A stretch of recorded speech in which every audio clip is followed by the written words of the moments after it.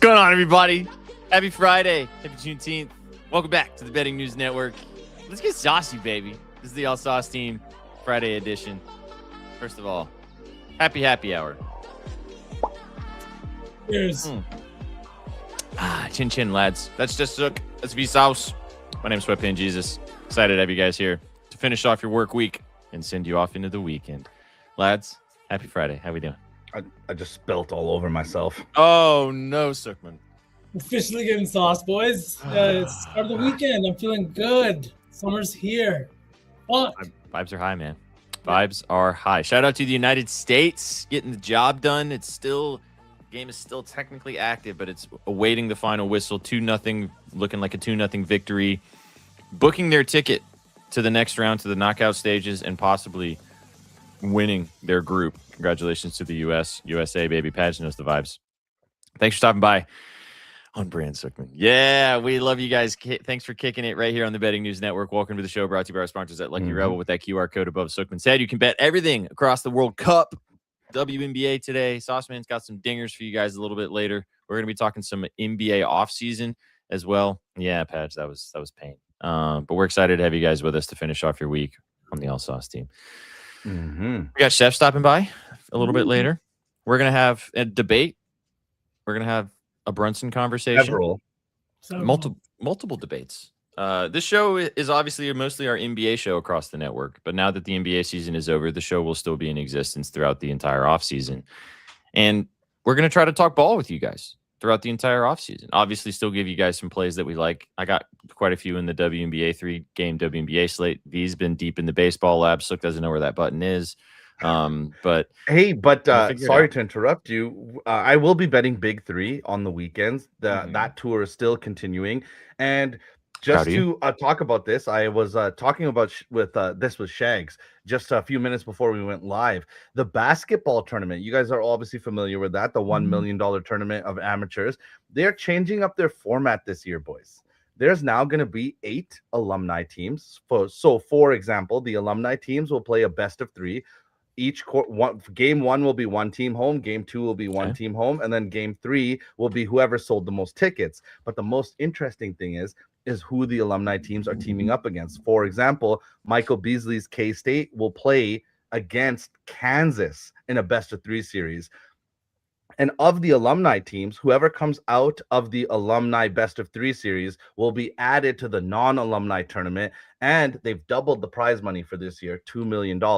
And we were able to bet on this tournament last year. So you better bet your ass we're going to be able to bet on it this year with the prize money going up and the tournament expanding, because there is a lot of fan favorite guys in this. Like I was just texting Shags, like we got Beasley in it. We got Willie Cauley-Stein in it. Russ Smith from Louisville. A lot of these big name guys that never made noise in the NBA will be playing for the $2 million prize pot. So come late July, we're going to have a lot of fun with that tournament.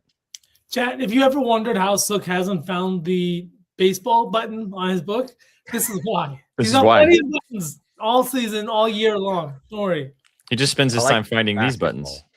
Basketball. It's so see. I think that I really want to try to get you more invested with the WNBA, because I really feel like that you would find. First of all, the lines are pretty.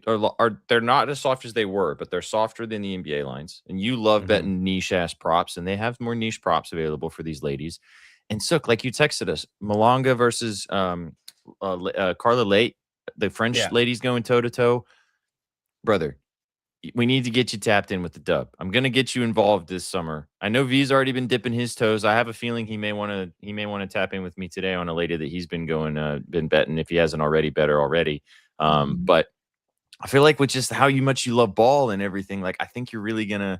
I think you can find some angles, man. And there's so many lines out there that are just the books don't give a shit about the narratives like they do with the NBA. They really don't. Yeah. It feels like I'm gonna have to tap in. Where Sook also enjoys watching, keeping up with these players and everything like that, but he doesn't like the frustration of betting on them. Just watching them. You know what I mean? Okay, so that's like we'll do this as a quick aside, not as something like deep, but like what frustrates me a lot in the WNBA is that there's so few roster spots. And we get this in the NBA as well, where like journeymen and like veterans kind of get like played out of the league. But the WNBA roster situation is so weird. A person like Kennedy Carter can just be out the league even though she's a very effective scorer and it's just like a locker room thing. I feel like exactly what SPG is saying. I like to bet niche stuff, and then it's like just the main players are so volatile as well in the W.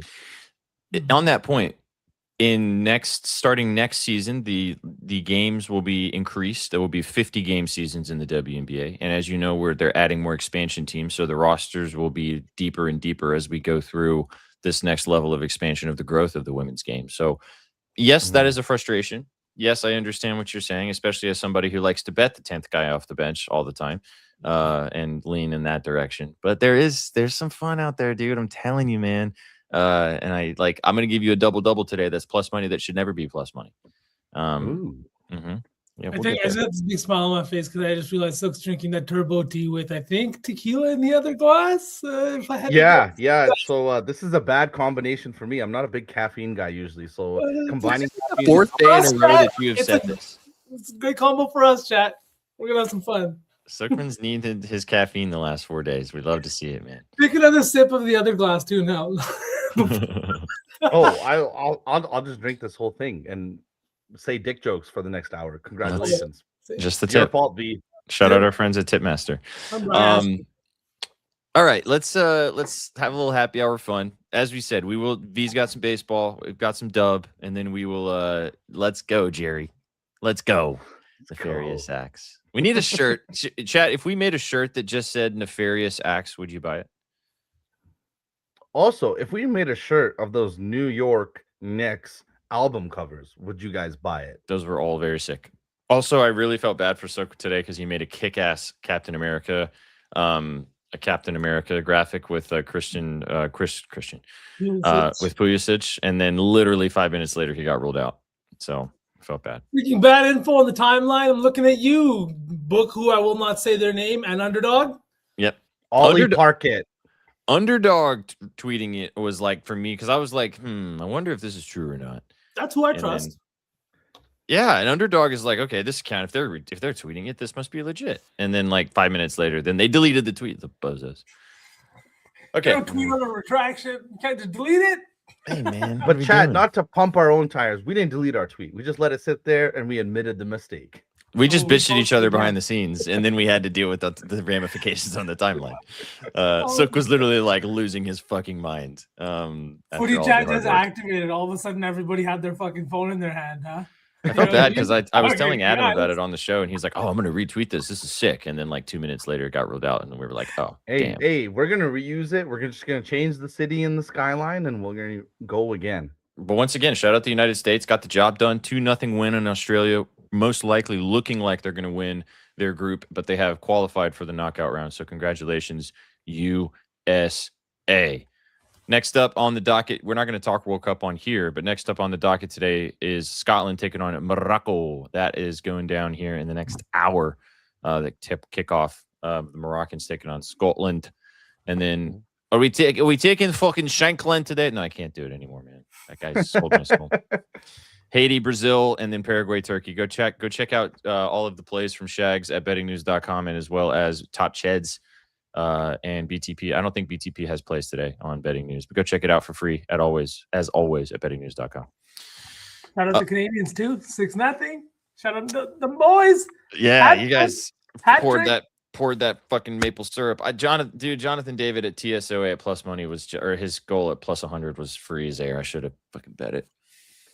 But you know what's really funny too is that I with a hat trick at the World Cup. Hey, there you go. I was in a bar for that entire game, and it was like I will say Canadian fans forks are in the kitchen.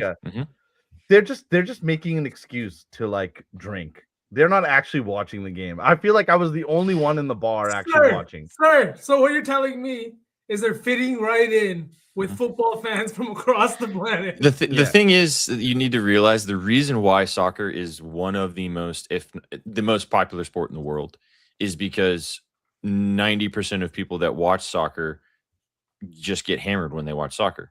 4 games a day during the weekdays, it's so hard to just sit there. You know what I mean? It's like the Green Goblin mask in your fucking cabinet, right? You know what I mean? Staring at you. It's summertime, World Cup. Soccer's on. It's just... Hey, today was technically a holiday. Shout out again. Shout out Juneteenth. Will always be an American holiday. Yeah. All right, Ma. Come on, fucking Scotland. All right. You hear about the Scottish actually finishing the beer in Boston? Yes. At the one bar. That See, was fucking amazing. I want to believe that so bad, but I feel like it's not true. But I hope it's true. It might not be, but honestly, if you watched any of the clips, they were an absolute vibe and an absolute terrible, terrible season for the Red Sox. The vibes were incredible. Everybody had a great time. And I mean, the World Cup stuff, I love it. The best video I saw was South Korea lost to someone, I think Mexico. Yeah. And there was a South Korean fan walking through the crowd, and some just, God bless her, grabbed this guy and twerked on him, grabbed him, fully cheered him up. It's just one Korean guy surrounded by a bajillion Mexicans and thick BBLs. It was just, the world is healing slowly with FIFA. This has been absolutely fantastic, and honestly, it's ironic with such an evil fucking corporation as in FIFA. But the people that it's bringing together has been fantastic. Like what you just said. So somebody tweeted out that the World Cup is going to solve the birth crisis in South Korea. You know what I mean? Like they're gonna have so many kids being born 9 months from now. It's been fantastic to watch the friendship that has taken place there. They had the game yesterday, obviously against each other, 1-0 game for Mexico. And I don't know if you guys saw the videos of Mexico City, but my God, is it gorgeous? And was it? I will say, mixing like Koreans with like Mexicans, that's gonna be diabolical in 20 years. It's a lot of rice, bro. There was somebody at a bar, he was holding up signs, he had different ones. It was like beans versus rice, soju versus tequila. Porquelo knows those for me, man. Fucking, oh my God, just hilarious. So good, man. Everything. This is the part of sports that's the best, though, especially in international competitions like this. You know, it brings cultures together, it brings people together. There's obviously the bad apples out there that make a big deal, and there's, the bad things that happen, but that's true with anything, right? But overall, from what we've seen and what we've covered with these games and talked about, and so far, obviously the stuff on the pitch has been great, but it's so cool to see how sports brings people together like this. This is why we love sports so much, because not only is it what happens on the field and what we love to watch and what we love to talk about with the games, it brings people together. Oh, I mean, James Dolan's bitch ass didn't want to bring anyone together. I mean, he's trying to get him on to the White House. We'll see if that fucking happens. I doubt it, bro. I doubt it. Sorry. Speaking of the Knicks, let's have our discussion about Jalen Brunson. So, chat, what we're going to do today, in honor of, we talked about this kind of in theory, is Jalen Brunson a top 10 player in the NBA? Now, you guys know we don't like to do a lot of clickbaity type bullshit stuff on this particular channel and this particular show. But this is going to be a fun activity. So help us out. Let us know what you guys think. Are we doing this together? Yes, right? Cirque, are we doing this together, or is this like we're going to do individual lists? We're going to do this unified as a team. As a team. So together. Yep. Let's go. Did it really, Stifler? And I did not tell. No, it didn't. Balogun didn't TSOA, or did you not have TSOA in your SGP? What was the same game parlay? It's like 6. It was like 6 legs. He sent it to me during our show. Balogun didn't get a TSOA. I thought that was in there. Oh, yes. Wow. I need to go look. I need to go look at the slip. Well, I mean, the shout out to you for the dent. God, I don't know enough about the American team to like go deep dive into it. You thought I tailed you? Hardly. Shut up. Dest. Thank you, Dest. Somebody send this guy to Serbia. At least you're in the chat. That's fine. All right. Is Jalen Brunson a top 10 NBA player? So we're doing this together, right? We're gonna do this as a team. Let's not argue where people go, because then we could get really off the rails. But I don't think we argue where people go. I think what we do is we argue based on like the point of interest of like this season, this entire NBA season. Who was the best player? Who was the second best? Who was? Are we doing it based upon what we just saw last season, or are we doing it based upon who would want to build a franchise on going into next singular season? That's a perfect question, because I lean towards that the NBA and the association in general ebbs and flows. So you have to treat it year to year. So we're going to treat this. It just ended. The NBA season just ended. Now in 3 months, you have to start again. What are you going to do? It's not about overall body of work. No. Let's try to be a little bit more reactionary. Okay. Okay. All right. So Jokic won. Jokic won. Sauce, you're okay with that? Damn. I'm of the mind where I do believe he is the best basketball player on this planet. And it's kind of something we detailed when SGA won multiple chips, that the advanced analytics had Joker above and beyond. He won him. multiple MVPs, not multiple chips. Yeah, MVP, sorry, yeah. But Jokic had the better numbers. I think I could get down with that too, especially when you look at the plus minus numbers, the non-Jokic minutes, everything, like all of that. I think, yeah, I'm okay with Joker at number 1. But here's where we get messy. Who's the second best player in the NBA? I think you go SGA. Okay, coming from you, that's strong. Sauce? I don't like the way he flops, but he's still won back-to-back MVPs. And his efficiency, man, it's hard to argue with efficiency. Like, even if you remove the free throws, right? He's still a guy that's averaging, I think, 25 points per game without free throws, and he's doing it efficiently. So I would love, yeah. SPJ gave it so quickly. I don't have an argument after that. Damn it! No, dude, right. honestly, right. Respect. You went to SGA second. I like it. I like it. You're third. right. Though. Third. I'm going to say Luka. I'm sure you guys are going to push back on this, but I think Luka is still third best in the NBA. Or Giannis. I'm cool with either one. I would say the Greek. Damn. I guess I'm maybe on an island then. You're going to say Tatum? No, I was going to say Wemby. Oh my goodness. No. But you said we got to be reactionary. We have to look at last year's body of work, right? Going into next year, he's going to be 23 years old. He had one of the best defensive seasons we've ever seen. Already has a DPOY. Was top 3 in MVP conversations this year. Is he not top 3? Like, if he was top 3 in MVP conversations, I think Luka's right here in the 4 or 5. But like, chat, am I insane? Okay, so let's take 2 seconds. Wemby over Luka or Luka over Wemby? Because then that's our third debate, I feel like. For me, I go Luka. I think you guys outvote me, but I do think that I go Luka. I'm down to go Wemby 3. But I prefer Luka or Giannis here. I'm down to go Wemby 4. I think both of you guys had the Greek too. Like, you know what I mean? That's not a conversation. Like, I know obviously he hasn't been healthy, but he is incredible when he's on the floor, both offensively and defensively.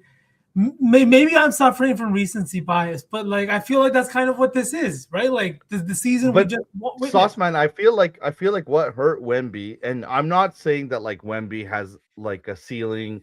He's gonna obviously blast through any glass ceiling that's put in front of him. But going into next season, I do just think that Luka is a cut above, because we saw that in the playoffs that like Dylan Harper and all of those guys that were the other guys in San Antonio, they were really, really dragging up that floor for that team. And I know that we all want to heap the praise on Wemby, as we should rightfully, but like it almost becomes we're discounting the other guys on that roster. So I think we go Luka 3, Wemby 4. What do you think, SPJ?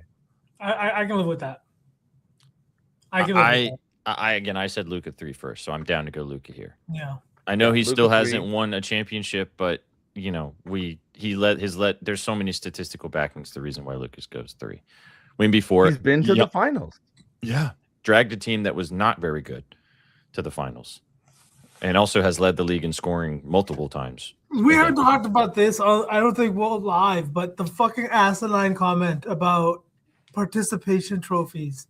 My goodness. We're not even going to waste Brett. Gracious. We're not even going to wait. Dude, the guy who even said that, I've never heard of this person. So you got to more sense if you heard that come out of my mouth, like as a hater or something like that. But my God, man. Yeah.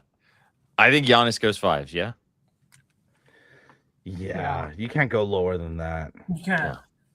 Okay, so then Sauceman, not to put you on the spot, that means we both have to admit that Giannis is probably better than both Jays. I think because like you got to take last year into account. No, but you have to take last year into account, right? Like he's coming off of the injuries. He didn't even play that last game either. So like, I think that's going to definitely affect it. Giannis is still Giannis, and I think more than anything, Wemby put himself in top 5 conversations more than anything. But Giannis has a great body of work, and he's been fucking, bad. You guys are gonna hate me for this next one. Okay, go. I think Ant should be at 6. That's insane to me. Yeah, no, not over both Jays. I think Jaylen Brown is better than that. Oh, suck. That might in the moment. Like yeah, Jaylen, just like, because he's won a finals. Yeah, but if you're building a team though that's going into next season with thinking of youth, I feel Ant-Man. I mean, it's close between him and Tatum. I think it's Tatum. I think he has like he's literally still coming led off a team catastrophic injury though. But he has led a team in points, rebounds, and assists on the way to a finals. He has the most playoff points, rebounds, assists, everything. Like he's on every single list, and he still came back. He didn't play that last game, but even in limited minutes, still averaged over 20 points per game. Was their leading rebounder. Defensive impact doesn't even get talked about either because Boston is such a good team defense. But he is the anchor of that defense, and he was on a championship run. I think it's Tatum. I think it's Tatum then Ant.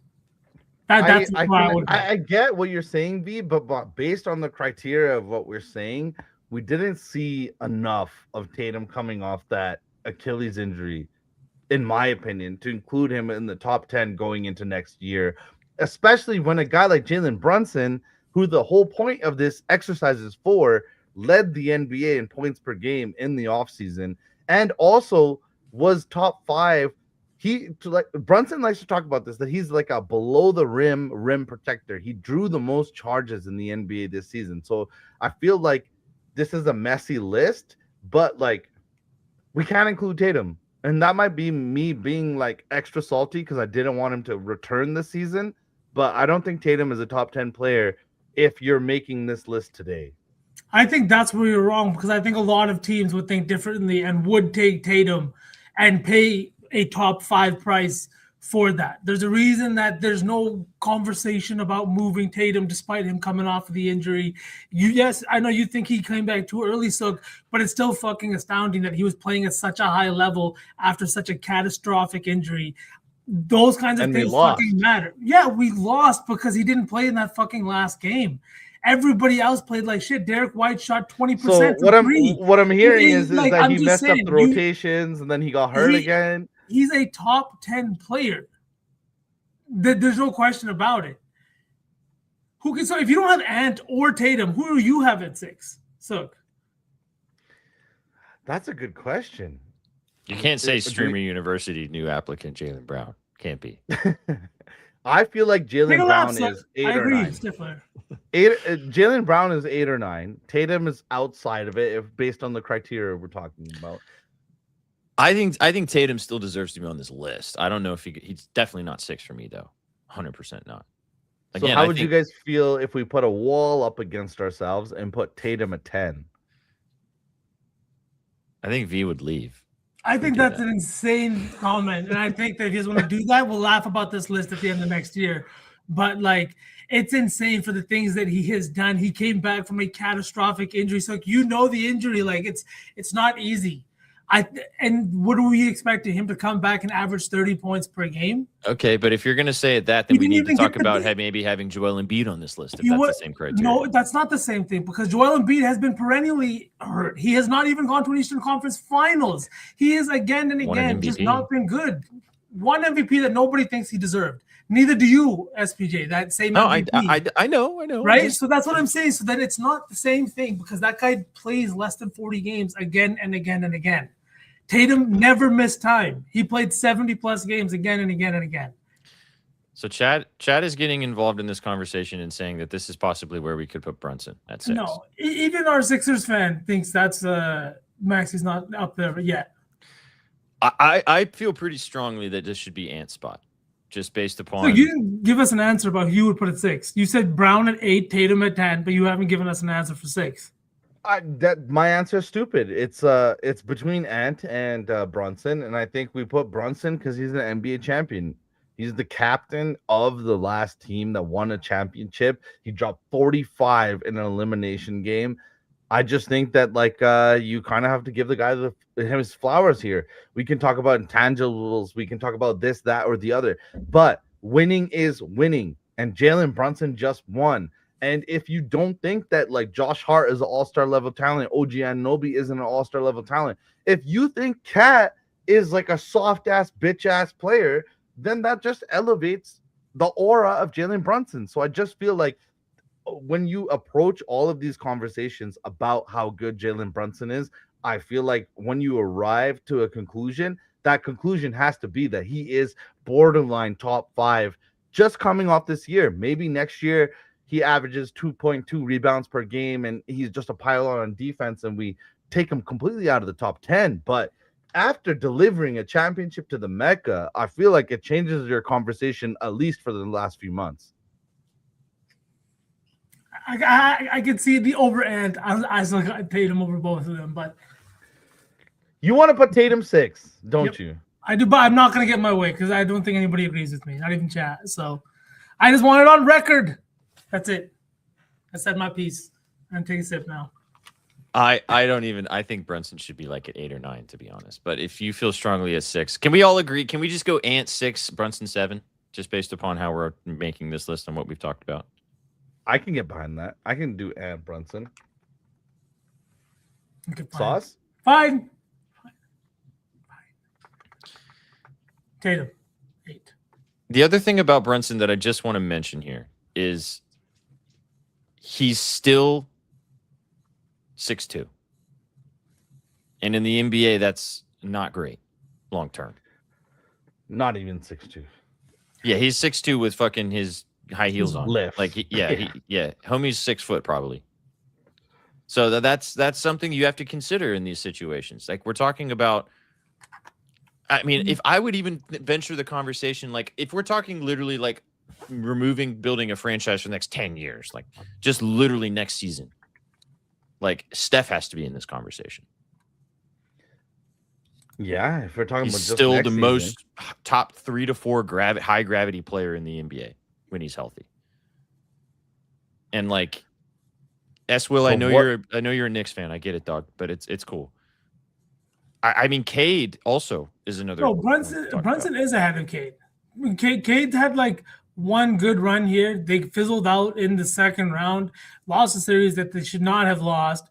And the turnovers were there completely. He did not have a good, and if we're going to treat him like we've treated everybody else that has not had a good postseason, we got to give him that exact same energy, right? Cade did not meet the moment. Whereas a guy like Brunson, we haven't talked about Halliburton, obviously, because he didn't play at all last year. We have no idea what he's going to look like. But he played like a fucking top 10 player at the end of that finals run too.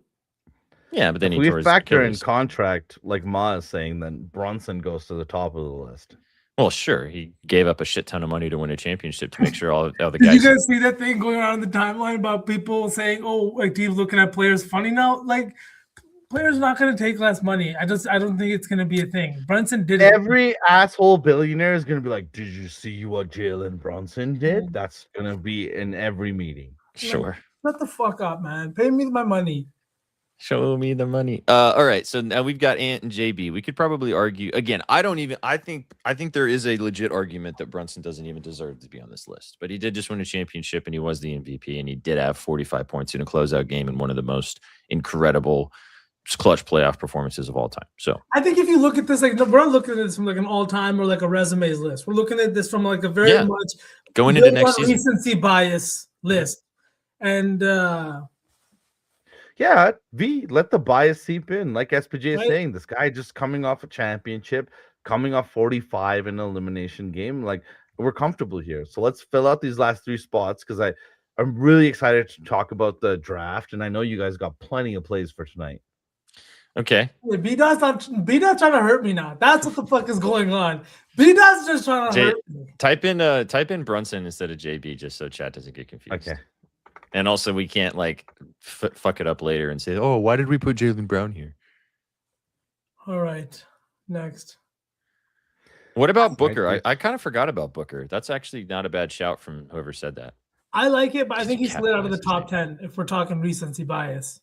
Sure. Suck? I mean, I'm putting in like random guys. Like I think Donovan Mitchell should be considered here. I think we still have to consider all the Celtics. I think if we're talking about like recency bias, Kawhi had a fantastic season. We should consider that as well. He might be in jail next year, Doc.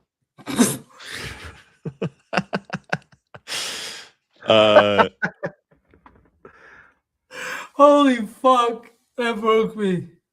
I think we got to go Tatum or Brown here if we're going to continue. I think that'd be Tatum, but like, I'm down for Tatum. Okay, so then how do you guys feel about this? Yes. And we fill out the last spot. Curry.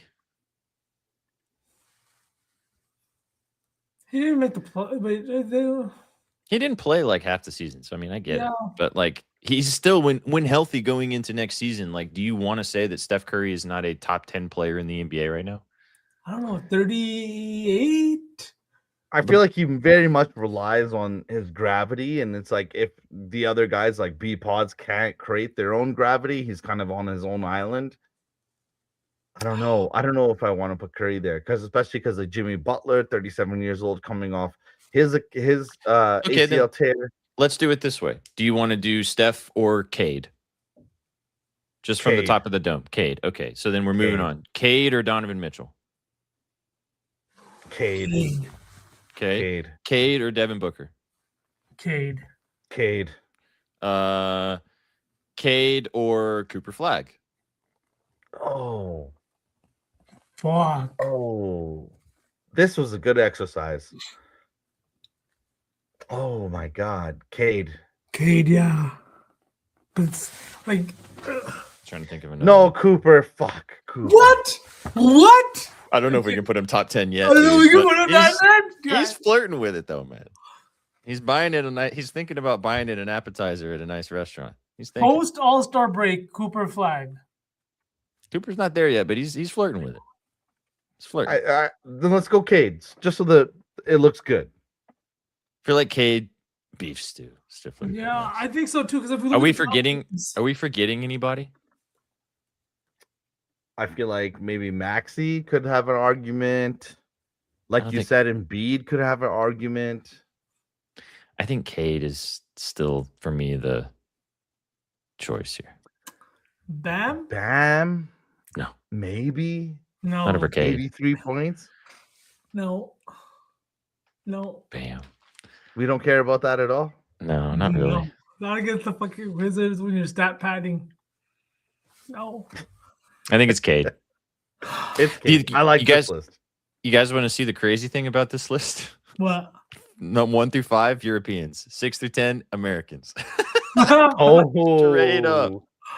Straight up. Oh my God. Yeah. Damn. Wild. Wow. That did not hit until you said it.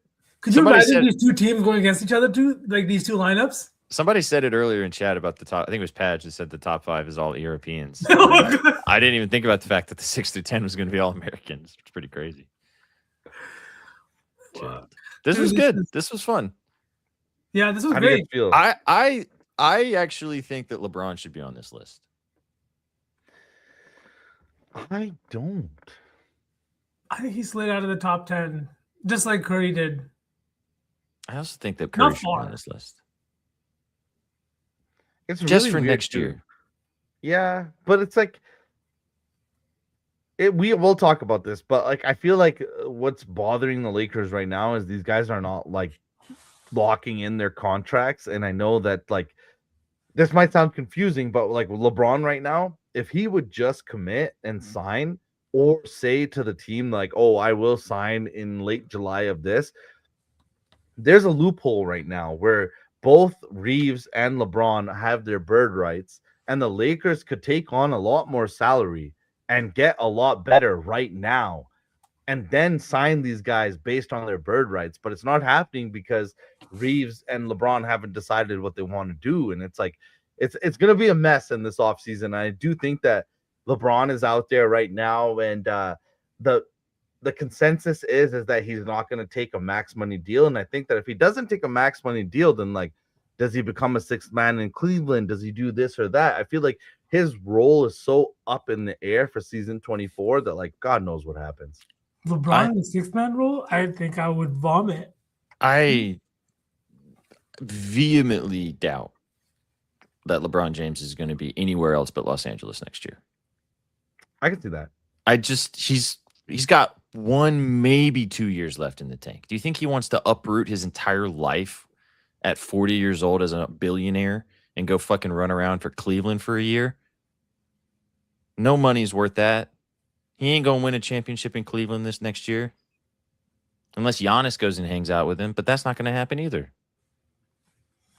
He's got a better chance to stick around with Luka for another year. I mean, yes, I feel like this is going to come up a little bit when we talk about the Greek Freak stuff, because this is, it kind of plays. Well, let's talk about it now. And then Sook I was going to get to the draft stuff. I was going to say, let's skip the draft. Let's go straight to Giannis. Let's talk about this right now, boys, because this has to happen. I'm about to bring up the board and see all of the odds.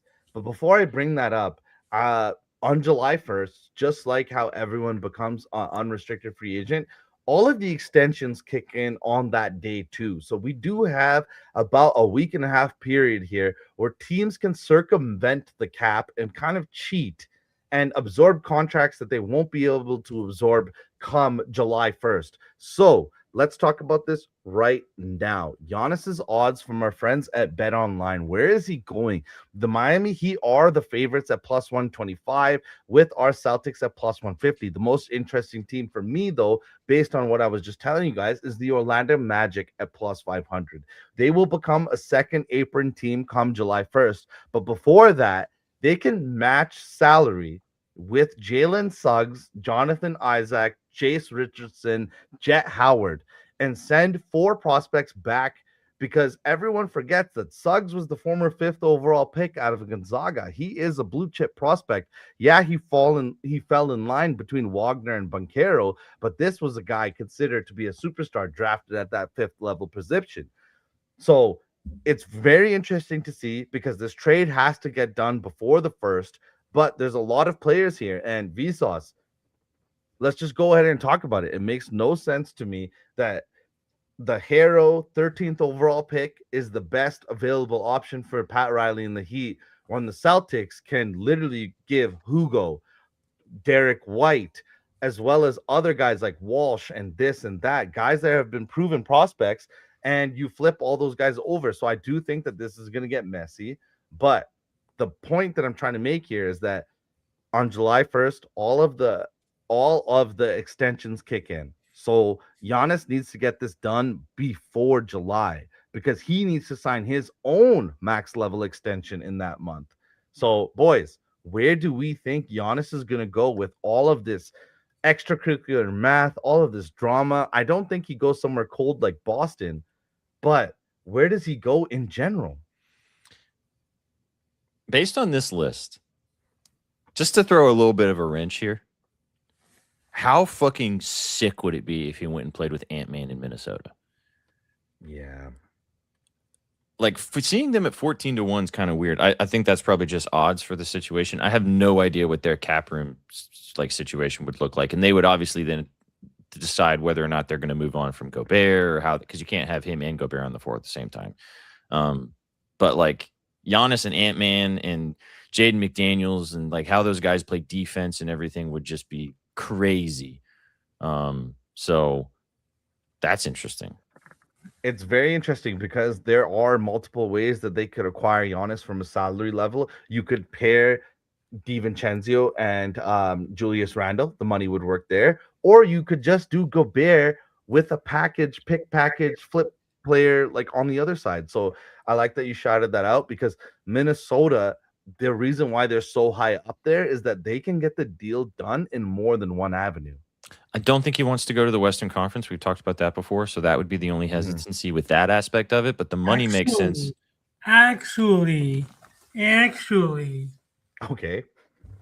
Minnesota's going to be in the Eastern Conference once the That's 2 expansion teams come into play here. that is true. That's what I'm saying here, right? This could be a move here where plus 1,400. And who's their president of operations? Tim Connolly, a guy who is known to make a big move, a big splash here through the trade market. He knows how to build championship level teams. And if he knows that the move is coming to the Eastern Conference, I don't think Giannis's window was going to come to a close.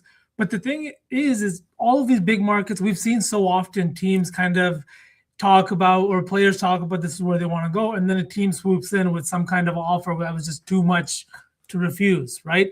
And you see guys move like that. Like I think the Paul George trade to OKC was something that kind of, I was like, wait, what's going on here? And then Paul George to the Clippers trade when they traded SGA away. All of these kinds of things, you never know what's going to happen, and I think that's what's interesting with Minnesota. To me, Miami makes a lot of sense. I don't understand why Miami is getting hung up on Tyler Hero like they do every single other year. You have a chance to bring in a guy like Giannis who will sign an extension, put asses in seats, take you to the postseason. You pair him alongside a guy like Bam Adebayo. You surround them with shooters on a defense-first team that is run by a guy who knows how to get the best out of his players. I just don't understand the hang-up on Tyler Hero time in and time out. It just feels like either Pat Riley's asleep at the wheel right now, or I don't know what's happening. I think the Boston angle is also super interesting. Conversations have now kind of shifted. If you're looking at just the beat reporters, it's never been about Jaylen Brown for Giannis. It's about, can they acquire Giannis without Jaylen Brown being involved in the trade? I think Milwaukee wants Jaylen Brown. I think that he will go to a third team, even if that was a kind of avenue that they took. But I think the objective here, after seeing what just took place in the finals and seeing kind of what's coming out of the Western Conference for the next few years, is if you're going to load up, it's time to load up now. You have young talent. You have guys like Peyton Pritchard on very good team-friendly deals that probably won't go anywhere in that trade. If you can move him with assets and acquire someone like Giannis, you do it. I don't know what the fuck is going to happen, though. I've been sitting here like on pins and needles just waiting for like some kind of notification. I think Minnesota is a very interesting option. He might not commit to an extension, though. That's the thing there. They might just be getting 1 year of him and hope that some kind of success would get him to stay. But like it didn't with Kawhi, we don't know what's going to happen. Cold might be a deciding factor for him too, because he's going to move his entire family out there. Obviously, they've lived in Milwaukee, but is this where he's looking to spend the rest of his life? Hey, there's a reason why they moved to Greece before the season started. They spent the entire season there. Yeah. This is going to be an interesting domino, because I would assume that this is going to then determine, this is maybe why the Reeves deal hasn't gone through quite yet, as you said. Maybe this is why the LeBron hasn't made his decision on where he wants to, stick around with. I'm speculating completely, but these types of dominoes end up moving the needle for some of these players based upon where they want to go. So I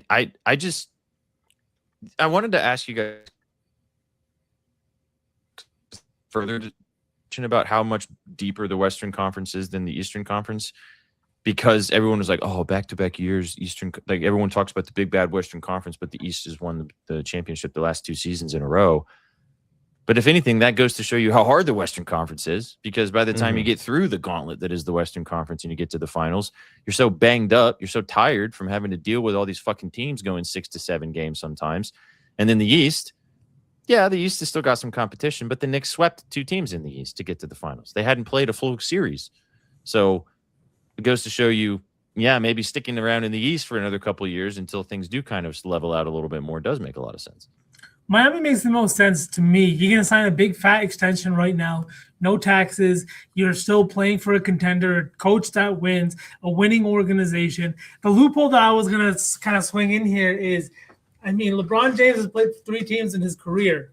I don't think he wants to make it a 4th, but a minimum deal in Miami once they've signed Giannis, they have Bam. You surround that team with some shooters. You get to finish your career in South Beach, a place where you probably already have property and a home. You get to play alongside 2 of the best forwards. You go back to the Eastern Conference, and you will be I think, revered in a way that he has not been in the last couple of years in Los Angeles. Like, we can talk about that being his life and everything like that there. I just don't think that the love has been there for LeBron, at least maybe over the last season. You go back to Miami, new hope, right? One last run with this Miami Heat squad. If I'm LeBron, why would I want to go? I mean, I get, LA to South Beach, cool. But, like, I'd rather play with Luka than Giannis. Small fish, big fish. That's but like Luka will still facilitate to LeBron, whereas Giannis is just a down. Like LeBron would then have to, I guess, turn into more of the facilitating triple-double type player. But that's the thing that I saw. Like, we didn't see that. Like, the Luka-LeBron connection didn't work like we did. They weren't facilitating for each other. There wasn't that kind of chemistry that you saw. Honestly, their minutes were better when they were not on the floor together. Austin Reeves is a little bit of a connector piece between the trio of them. I would argue, though, that their chemistry wasn't there, like just where you would think with two guys that have the kind of basketball IQ that they do. You run with two big boys and a couple of shooters. I mean, hey, point guard LeBron in his last season, it could be fun.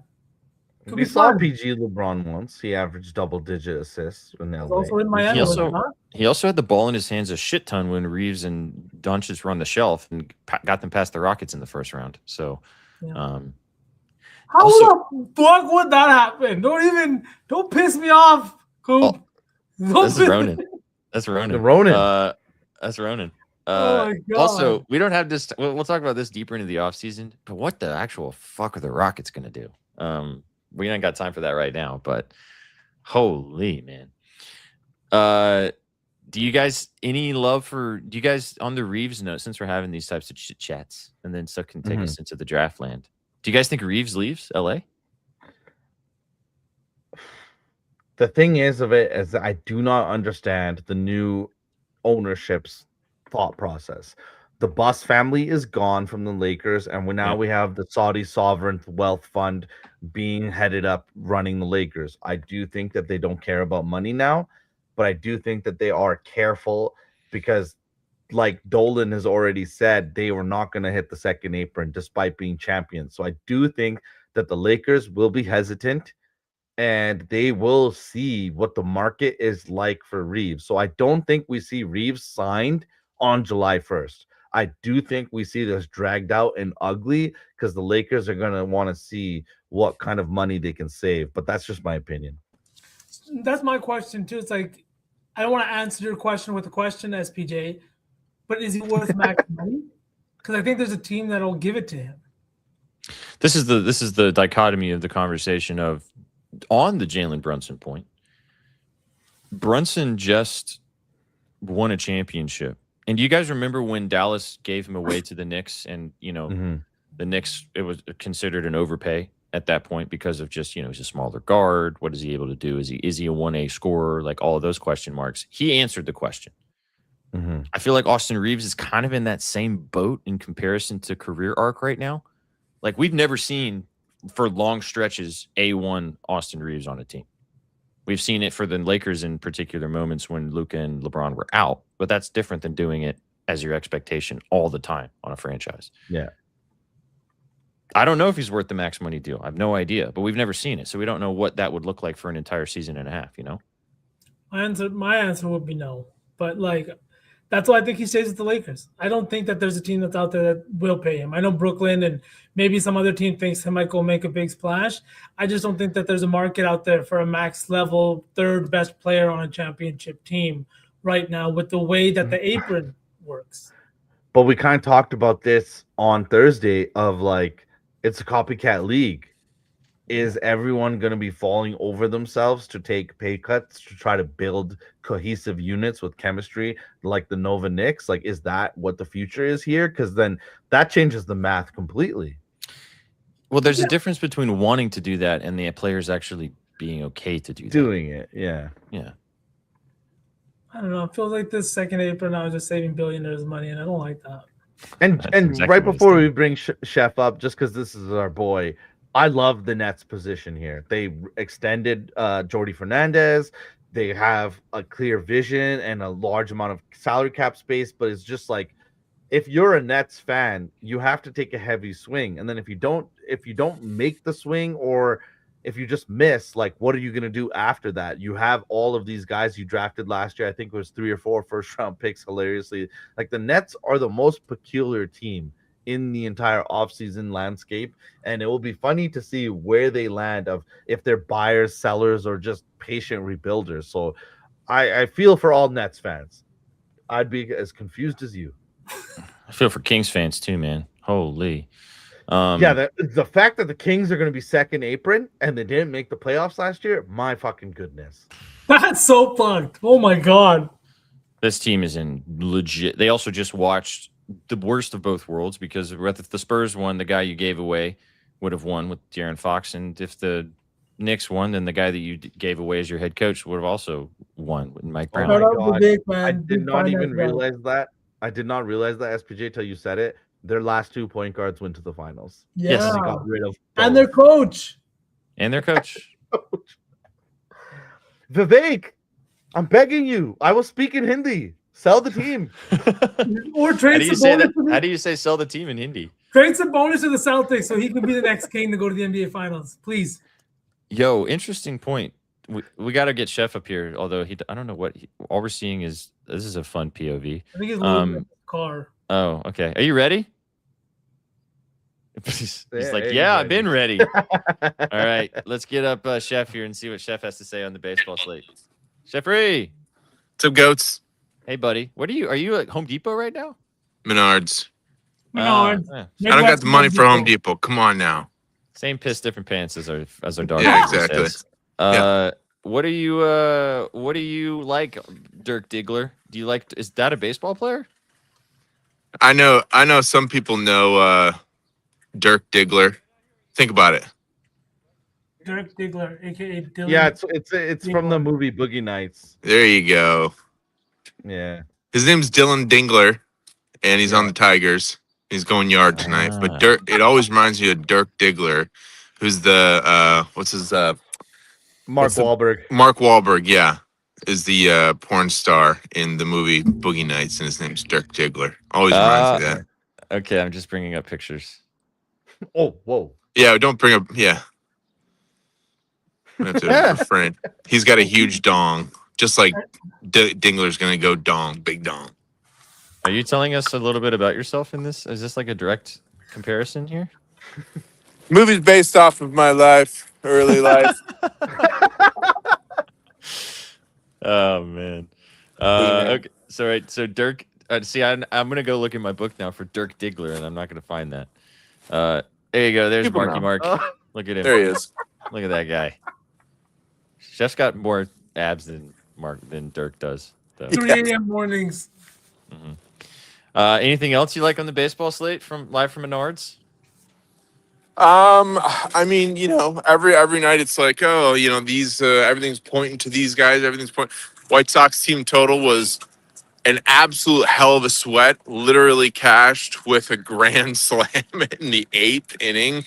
But we'll take it. We'll take it. Yeah, I like James Wood. 3 HRR. It's plus 145 on the Blue Book. I think he goes yard. He's got a good matchup. But his HRR is in prime position for the Nats to do some damage, and for Abrams to do something behind him, or Lilly or Mead or something like that. So give me as a smaller play, give me his HRR for plus 145. So Wood. So you're betting on a guy named Dirk Diggler, former porn star, and we're betting on Wood. What are you trying to tell us, Chef? It's Friday. We're partying. Okay.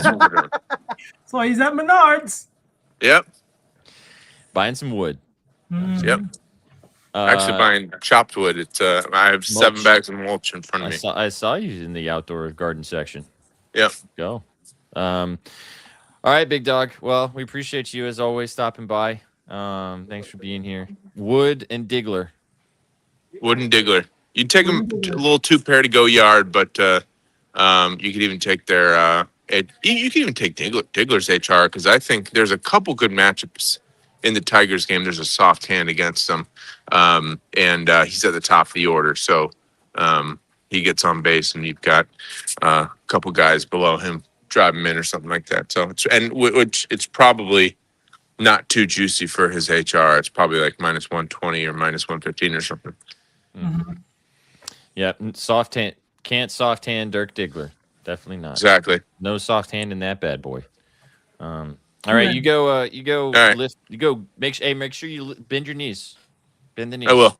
Lift from. Oh, lift I from always the- do. I always do. All right now. All right now.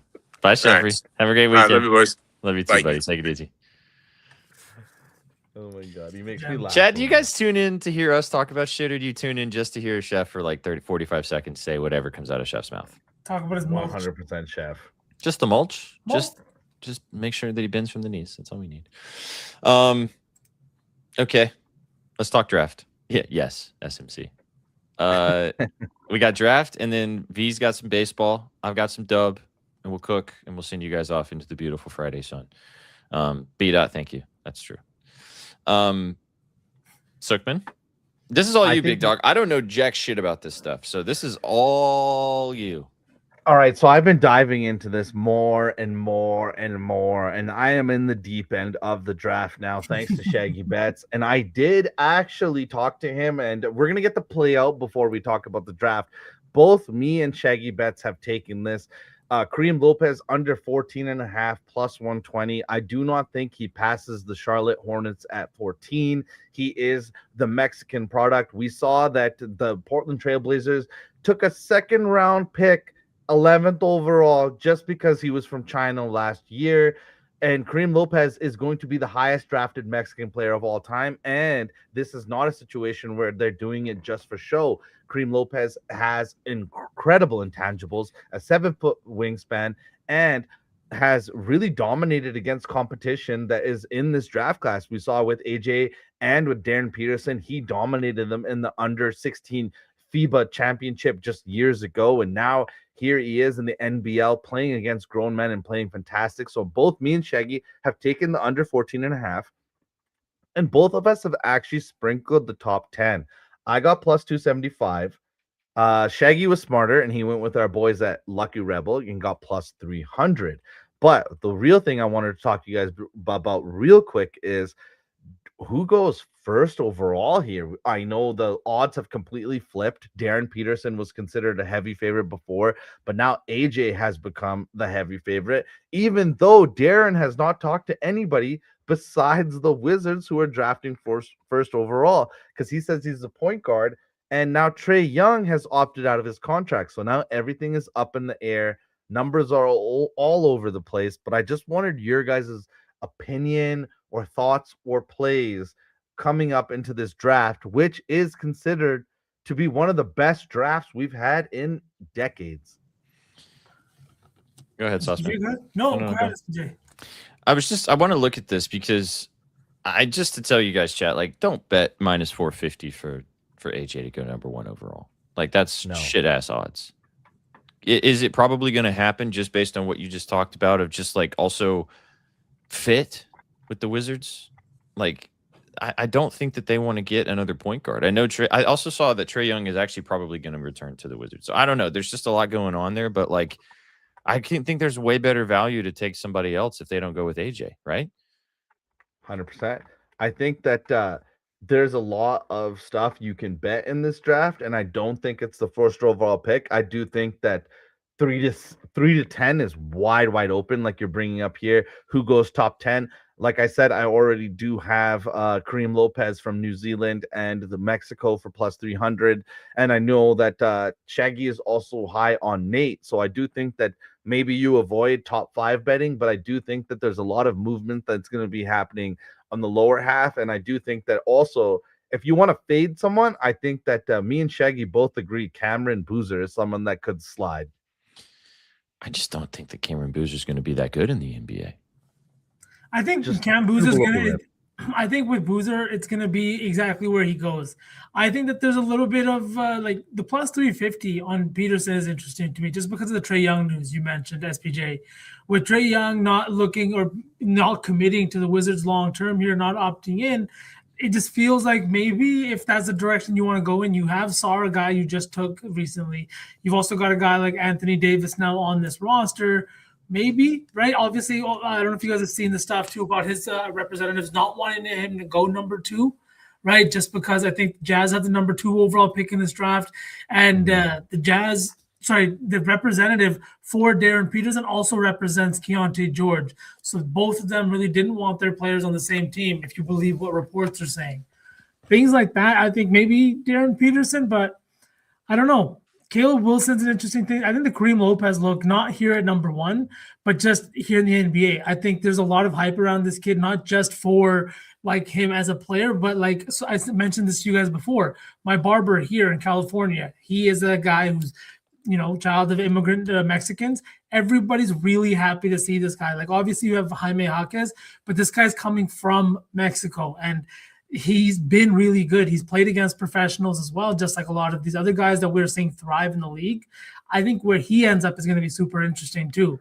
Because he's from Sorona and he's born and raised Mexican and then left at 14 to go to Spain. So he has all of their hopes. The highest drafted player out of Mexico before Kareem is Eduardo Nájera, who played 8-9 years in the NBA as a 3-and-D guy. But Kareem is at another level. Yep. Obviously Hernan Gomez, was from, I think he was Spanish. But they're both Spanish, yeah. Yeah, it's kind of giving me sort of similar vibes in that regard, except it seems like that Kareem's better. Much better. Yeah. And Adam Sandler's not going to make a movie with him. Although maybe, I don't know. We'll find out. I'm excited to watch this kid play. I think a lot of people are too. Kind of, when you have entire country behind you, right? Mm-hmm. All of that too, just really. Well, if you look at it from also, like you guys are both talking about the cultural aspect. I mean, we're seeing right now the movement that cultural impact. Oh my God, Morocco has already scored 1-0 Morocco. Jay just scored 5th minute against Scotland. If the NBA is trying to grow globally, don't you want to get, like you guys are saying, a really talented player from a market that they haven't really been able to hardcore tap into yet? We just talked about it earlier with the rise of European influence on the NBA. If you can get into the South American game now, obviously Mexico's not South America, but like you're moving into Central America, you're moving closer down to further, they got the likes of, when Manu Ginobili was big and how big that was for Argentinian influence of the NBA. And like obviously Jose Alvarado with the Knicks is now one in because of his Puerto Rican influence. But like, if you ever have an opportunity, if you buy into the tinfoil hat of the fact that this is a multi-billion-dollar business, they're going to want a guy that's, Mexican, born in Mexico. You can buy into that. Should I? 100%. A little bit of hey, who was the 5th overall pick in this year's NBA draft? The Clippers. Los Angeles. Huge market. And I'm just saying, if Kawhi and everything, if it ends up the way it's gonna end up, and the contract is voided, brand new Mexican hope down in the city. I don't think that I was the one that was saying that I think that happens, but I love that you brought up like the locales. Like, how does a team like Sacramento that took Clifford last year and Caldwell last year, both upperclassmen, both guys 3-4 years older than Lopez already, how does a team like Sacramento not like take this kid? It would mean a lot to the fan base. Like, that's why I'm saying that the taking him to go in the lottery makes too much sense at plus money. And Shaggy pointed it out. He was like, obviously people are betting the crap out of this because we're getting random like odds for him to go 1st overall. Obviously it's not going to happen, but just the fact that they're laying those odds out there, Shaggy pointed out that like clearly there are people making requests, making wagers for him to go very, very high. There's also Golden State at 11. So it's very much, there's a few viable teams here. I was looking for see where Phoenix picks too, but they're outside. I don't even think they have a pick in the 1st round actually going into next year. But it's very much a viable market for him, and I do think that he's gonna have a good NBA career. I'm excited to watch him play, and obviously there's a lot of hype around a lot of these kids. But you and Shaggy have done a great job, of getting me hype on Kareem Lopez here, and I'm very excited to watch him play. Yeah. Draft. Last point before we get to all the other plays is that like some of the Michigan guys, Ademara is a Euro, but like Yaxel, Ademara, they're Euros, but they went to the NCAA to try to like develop, and now they're older upperclassmen. Why would these teams draft these guys in the lottery that are 23 already when the proven track record is there's not a lot of trajectory and runway for these guys to grow? We've seen it with a Wesley Johnson or who have you. So I do think that if you are drafting in a lottery of a exceptional draft like 2026, you take a swing at the Mexican and Kareem Lopez over these older upperclassmen. I'd also make the argument for Dallas.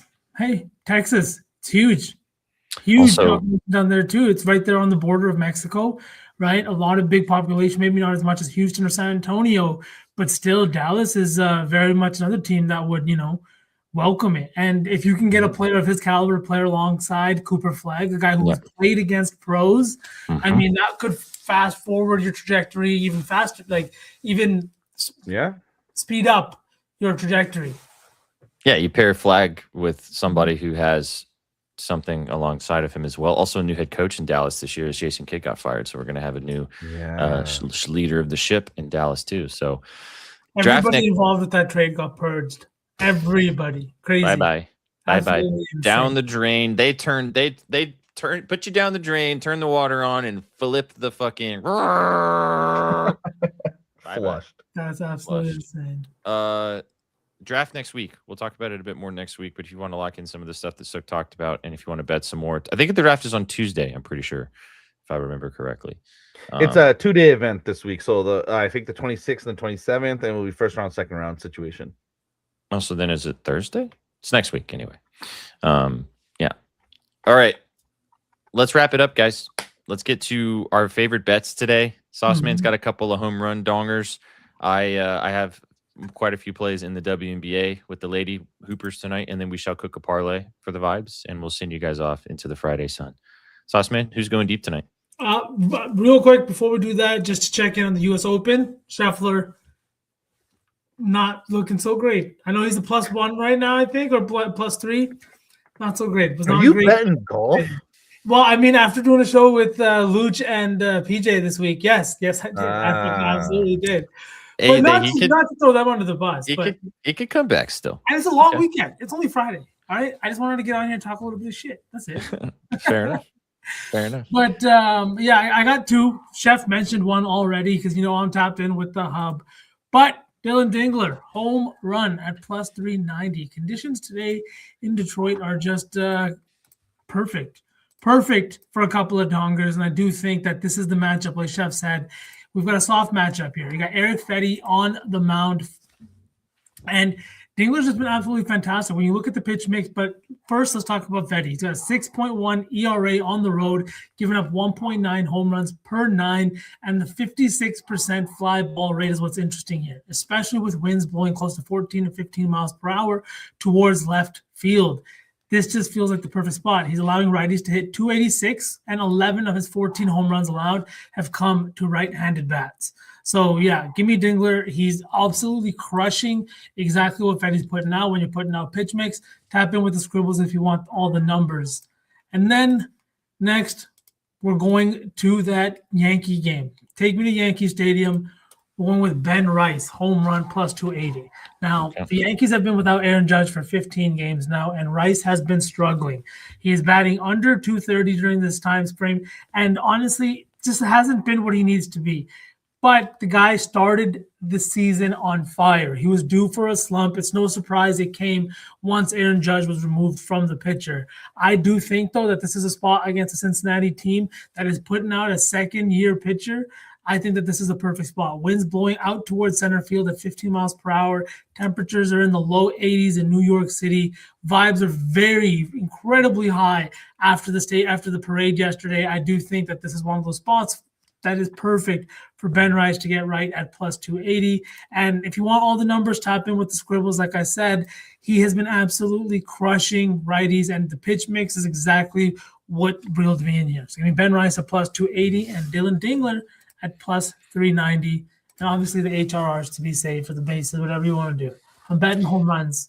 That's what I'm doing. It's been a cold week, but let's try to end it off on a good note. Hey, let's end it with the bang, baby. We're gonna Dingler the Rice. Please. All right. I'll go through my WNBA plays real quick. Apparently, Morocco is dog walking Scotland as we speak. Still 1-0 though. So long way to go there in the second World Cup game of the day. All right, boys, 3 games in the WNBA slate. First up for me, Connecticut Sun taking on the Toronto Tempo. Sun have been awful, but they're fun to bet in certain stretches, and I'm going straight back to my girl that's gotten the job done for me many, many times. Now, if you would like to take the PR, go for it. But as I've said with betting her previously, just take the plus money on the double-double. Give me Anissa Morrow, double-double, plus 129. She's a rebounding machine. She's still only playing like 25 to 26, maybe 20 minutes a game. So be on the lookout for that. But the Tempo are one of the worst defensive teams in the WNBA. So they also don't have Brittany Sykes tonight. I think Morrow is going to have a really good opportunity to have a really good game once again. Double-double at plus money feels great. Rebounds as a straight bet at 9.5 feels good too, but I think she should be able to score as well down low. So that's the first one for me. Next game on the night, the Mystics taking on the New York Liberty.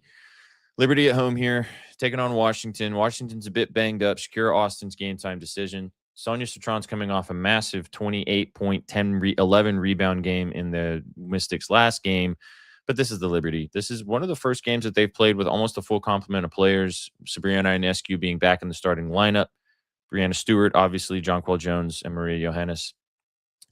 If you want to take some chalk in this game, feel free to do so. Sonia Citron should be in a good spot. Kiki Irifin's back in the starting lineup, so I don't love the PR for Citron as much as I did last game because Kiki obviously is back there. Austin probably playing too.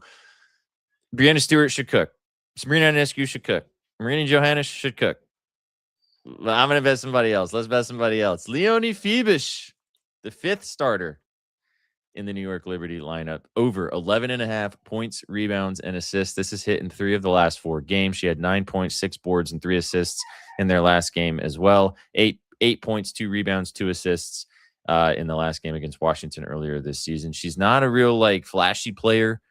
Just grabbing some boards, getting some points, doing the job. You can take the PR if you want as well. It's 9.5, but I like roping in the assist. She's a good facilitator for a forward, and I think the 11.5 is a little bit too low. It's also a big spread there. 12 points could be a Liberty by 15 type of win tonight. We'll see what happens in New York. Last one. This is the game of the night. Valkyries taking on the Minnesota Lynx. This is going to be a really good one if you want to tap in with some WNBA later in the evening. Golden State, 2.5-point dogs at home taking on the Minnesota Lynx. And this one, boys, straight to the chalk for me.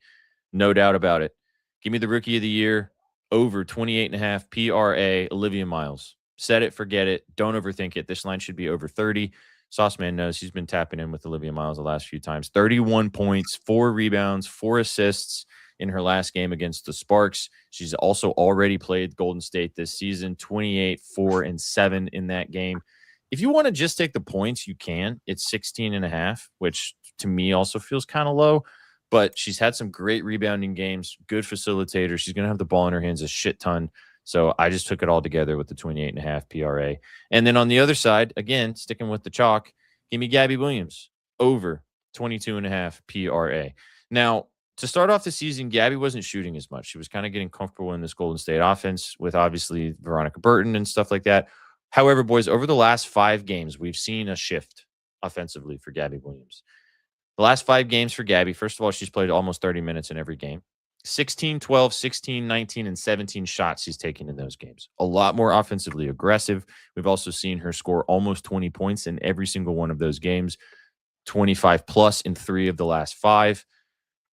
She understands now on this team, she's going to have to be a little bit more of an active scorer. And I think that we're going to see that once again tonight in a really good matchup with the Lynx. It's going to be a great game. 2 playoff teams could meet deeper in the playoffs, depending on how the season goes. But I'm going with both the studs to get the job done in Olivia Miles and Gabby Williams over PRS.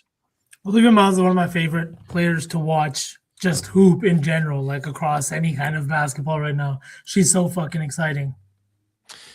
It's she's so good, dude.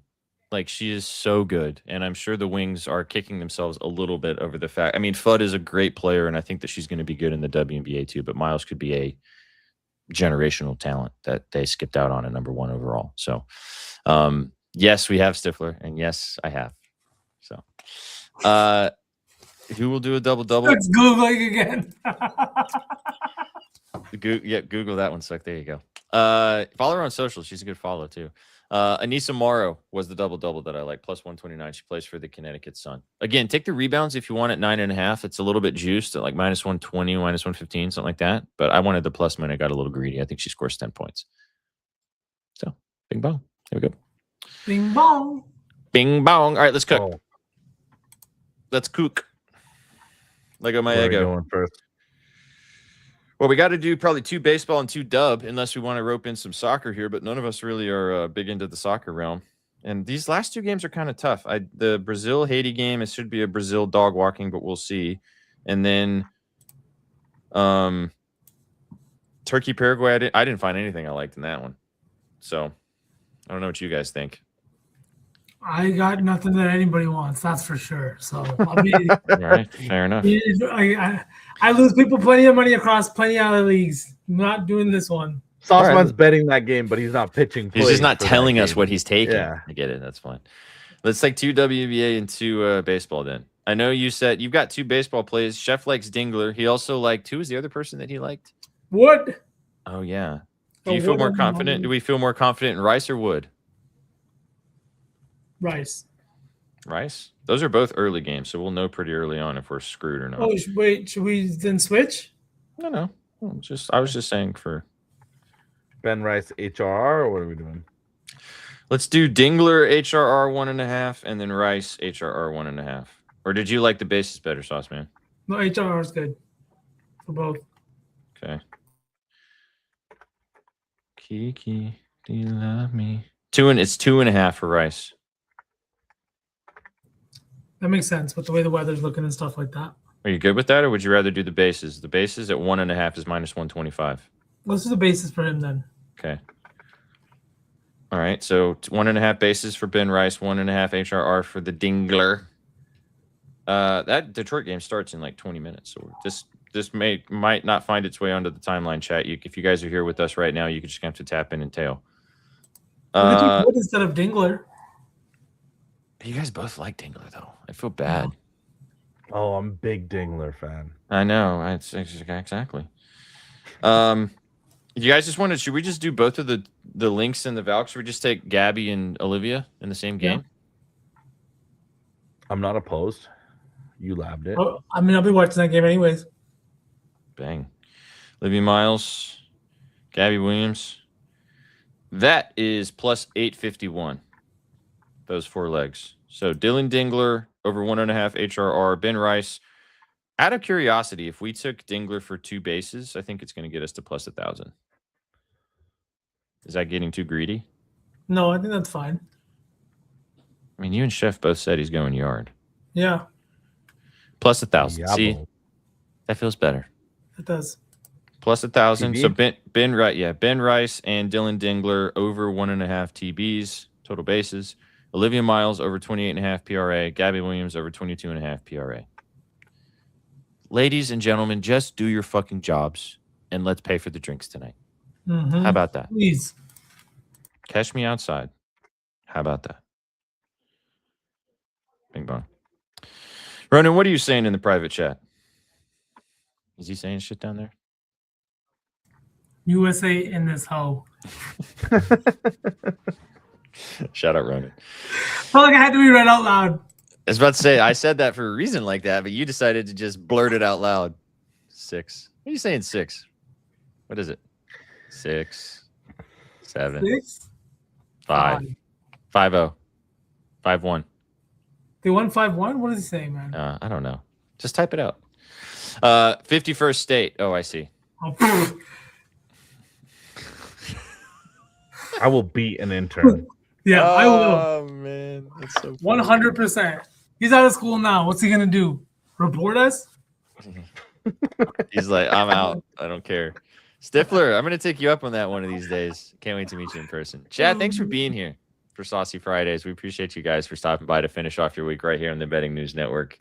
That's Sauce, man. That's Sook. I'm SPJ. Thank you for tuning in. Happy Juneteenth. Enjoy your weekend. Boys, you got anything else before we dip? Yeah, just because you said it, I mean, maybe that's our goal this year. Dollhouse at some point during the NFL season.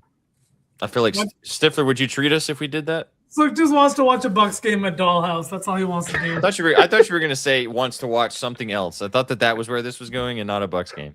He said during NFL season, he just wants to sit with Stifler watching a Bucks game. That's all he wants. Maybe a little bit of Sean Beasley. I don't know if he's in chat right now, but Sean Beasley, I got him involved too. Kiki, do you love me?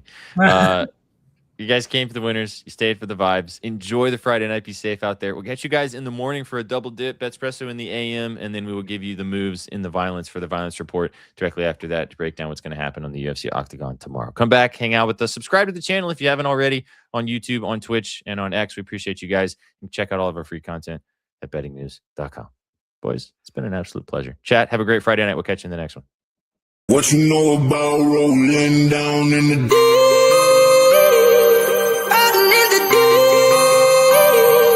down in the now I know y'all be loving this shit right here. Rolling. What you gonna do? Rolling. What you gonna do? Down in the rolling. What you gonna do? Right, y'all be loving this shit. What you know about